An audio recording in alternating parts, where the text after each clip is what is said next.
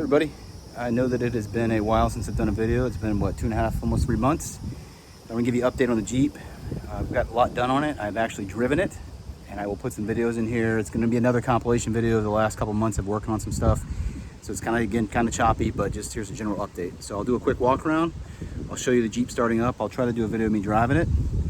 And we'll hope you enjoyed the video. If you have any questions, let me know. But the videos are gonna continue to come out slowly throughout the year. I've still got some other stuff I'm gonna do to it. I gotta get the roll cage built, seat belts. I've gotta finish up some steering stuff on it. But other than that, we're in pretty good shape for just over 3 years into the build right now. So there you go. Also, I know the Jeep is a mess, but I wanted to show you guys the seats. I did get those done. This is how they look. Both the seats are bolted down to the floor. I went ahead and bolted this one down with new hardware. You can kind of see it right there. Still have to do the tank work, so the seat's gonna have to come back out in order to do that eventually, but I wanted to see how everything was gonna look. And they look outstanding.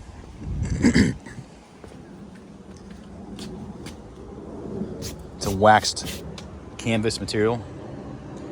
Then I purchased it's almost like a Dacronized hardware. They're black to secure them.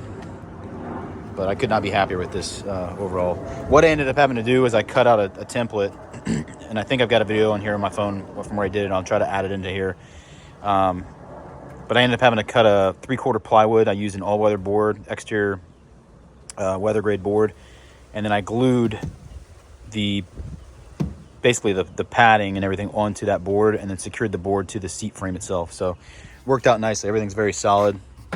You know, it works good. So here's a view from the back. So another step closer.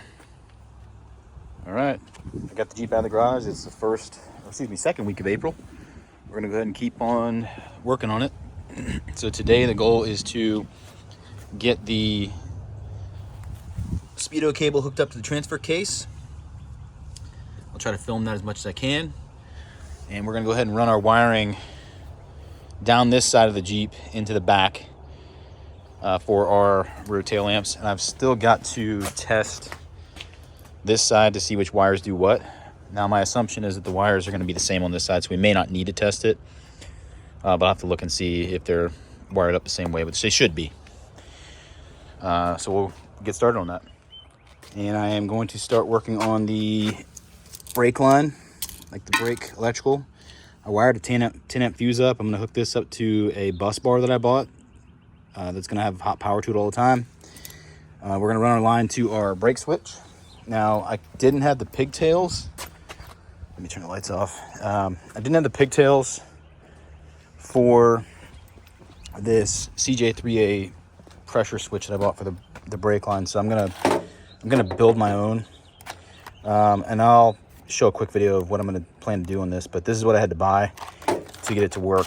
Now I'm also working on the oil line right now, so I've got a 3/8 fitting right here on the back of this pressure. It's a manual oil pressure gauge. The line that's on the Jeep that comes off the engine is 1/4, it looks like. So I'm gonna go ahead. I bought a 3/8 to 1/4 adapter, so I'm gonna go ahead and hook that up as well. Okay, I'll show you what we're doing here. So here's my bus bar that I'm gonna run all my dedicated hot wires off of. The fuse box runs off of that, and what we're gonna do is we're gonna run our brake. I have a dedicated brake line that runs off that hot side. So we're gonna run it up through this existing loom. I'm gonna tie all this together with new sheathing. We're gonna run it across through here, through the grill, through the top here. I'm gonna wrap all this up. We're gonna run it down through here where there was a wire at one time for some other items that were from the factory on this thing. So we're gonna run it across there, and I've run it down to underneath the Jeep. Now, to show you what I was talking about with the plug on here. If I can crawl under here. So right there is the brake pressure switch. You can see it's got two little male ends that stick out. I didn't have the pigtails that matched up to that. So what I'm gonna do is I'm gonna take these splices that I found at the store, and I'm gonna go ahead, and the blue ones there, you can see in the package, fit. They'll slide right into the inside of the holes for that, and I can slide the shrink wrap down over it and shrink wrap it closed on the pressure switch. So I'm going to run, one wire is going to run from the battery, and the other one's going to run from here all the way back to the frame rail, and it's going to tie into our rear brake lines, or rear brake lighting. And then I'll run a line across from this side, across the back of the frame rail to the other one, and that should give us positive power to our brakes when we hit the brakes. The way these switches work is it runs off pressure, so when the master cylinder feels, when it senses there's pressure, that sensor will then open the circuit, or excuse me, close the circuit, and allow power to go to those lamp bulbs in the back.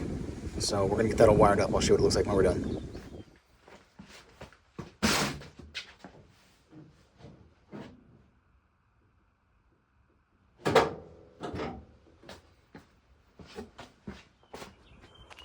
Okay, quick update on the progress. So I remounted this back up. See, we now have a left turn signal,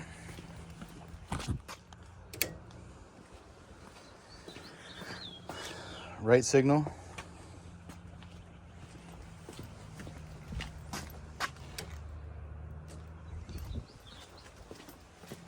tail lamps, driving lights. Okay, everybody, I'm gonna show you this. This is the old original M38 tank. Okay. I was going to line this tank. I ordered a liner kit, decided against it. When I was pulling this sending unit out, you can see just how much corrosion's on this tank. The inside of the tank is corroded. Got some rust. It's probably salvageable, right? But I noticed that there is a mastic material. There's a mastic material on the bottom here. It's like almost like body filler, where at one time or another, someone has, you know, the tank rotted out and they sealed it. I don't know if it's some kind of fiberglass filler material or what. So I have opted to replace it with a brand new tank. This is a tank that I ordered online through one of the vendors. I did some research. The prices vary for these. This is a reproduction from MD1, but it will suit what I need. The prices for these vary. Okay, I paid $375 for the tank. It was $444 shipped with taxes and shipping. That's a really good deal in my opinion, because I've seen anywhere from $650, you know, anywhere from that price up to $650 for these tanks. New sending unit, so we're going to install that today. I did order new hardware, replacement factory hardware, gaskets, all of that. In addition to that, I did get some more parts in. We're going to put this new pickup unit in the tank. I was able to get the old lines off, and what we're going to do is, I'm not plumbing hard lines. I'm just going to basically cut this off, probably somewhere in here clean. And I bought some 1/4-inch fuel line. We're just going to put it on here with some hose clamps. We also got a welt kit for the tank, which I'll have to install that. I'll have to glue it on. A new tank strap kit. And I've ordered new inner and outer tie rods for the front of the Jeep. Now, somewhere in this mess of a garage, I think it's in that box right back there, is actually the tie rod tubes that go in front of the Jeep. I am replacing those as well. It's really hard to see, but those are actually bent. The factory one, the real ones are bent from so many impacts on the front of the Jeep over the years. So I'm gonna rebuild this tank today and get all this stuff installed and get the tank painted tomorrow. And then we're gonna go ahead and install the tank in the Jeep. I went ahead and bought some 1/4-inch fuel line to run our pickup to our manual fuel pump. And we're gonna go ahead and wire in our sending unit, because we've got all new gauges, which I think I showed in the previous videos. The Jeep looks like a mess right now because I had to pull this seat out to pull the old tank back out. But we're gonna wire our gauges back up, so we'll have a functioning fuel gauge. But do your research if you're gonna buy a tank. I paid $375 versus, you know, $550 to $600. So show you what it looks like when I get the sending unit and the pickup all put together in here.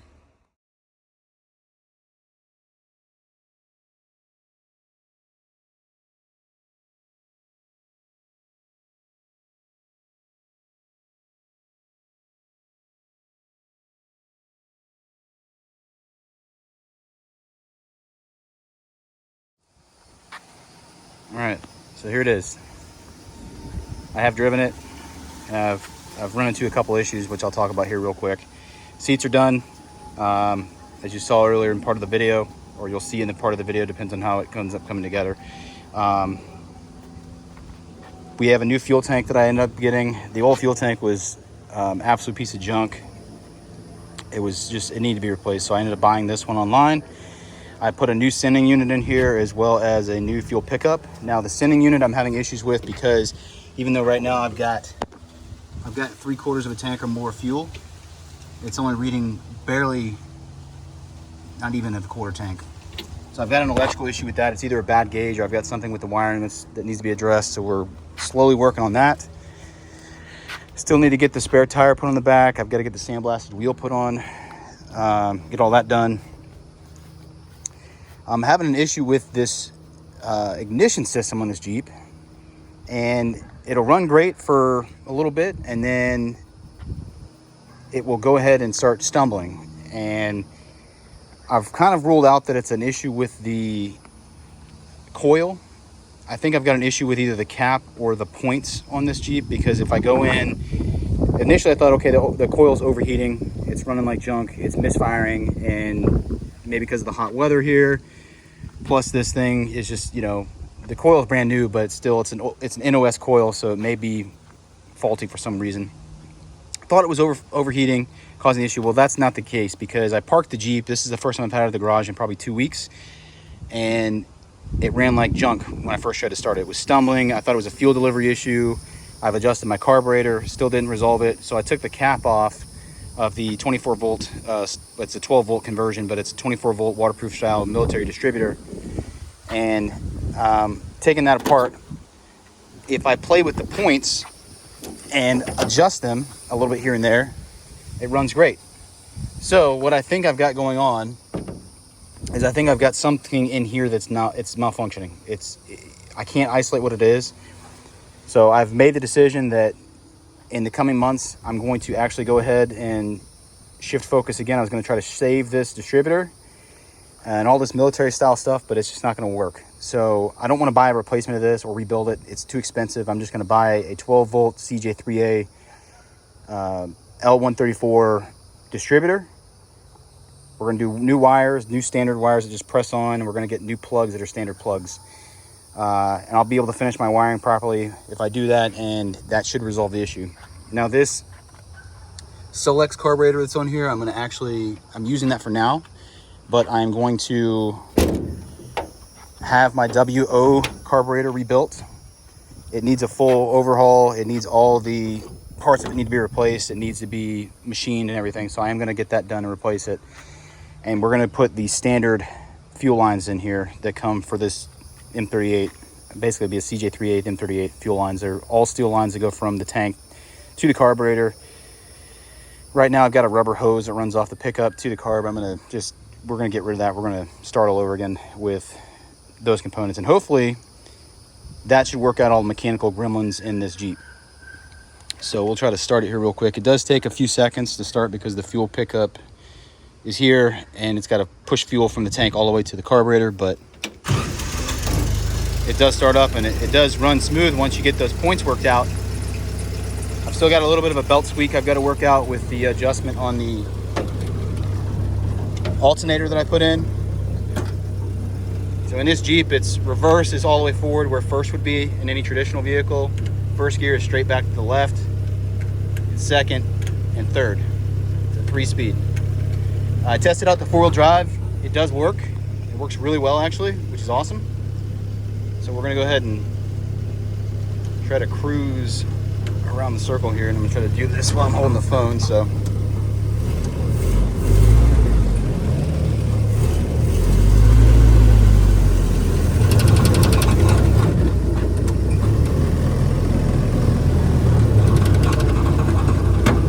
we got another video that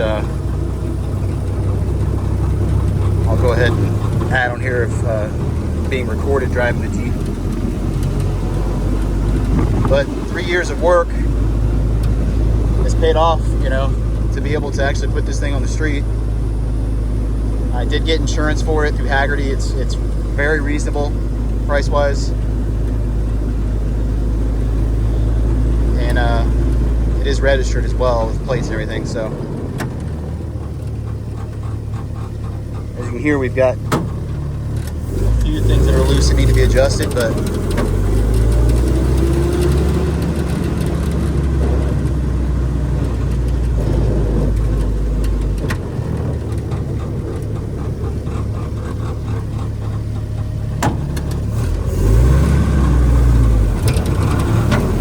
rattle over there in the windshield is the clip that holds it to the body. I've got to put a rubber spacer on it to get it to stop rattling, but you know, for a vehicle that's 75 plus years old, it works pretty well, especially for having sat for roughly 40 years, 45-ish years.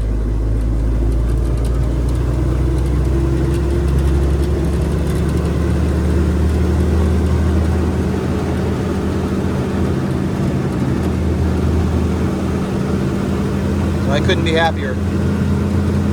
Again, this project's going to probably take another 2 years to really get done. I'm going to have to get the roll cage and everything built too, and things take time. Life gets in the way sometimes, so. But we're rolling.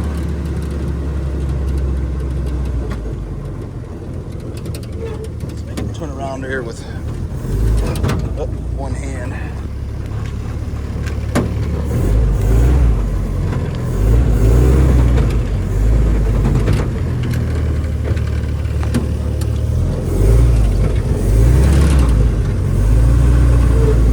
Hard to do this with one hand. It's manual steering.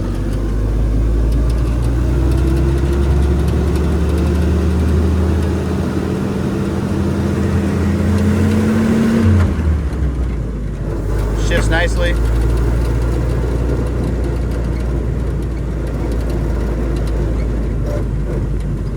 Now with this Jeep,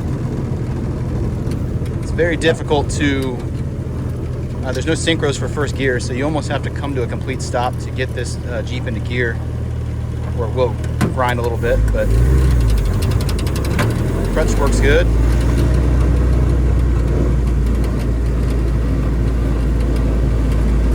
Anyways, I'm going to wrap this up, but so I can get this uploaded, but she's driving, so here's the latest update.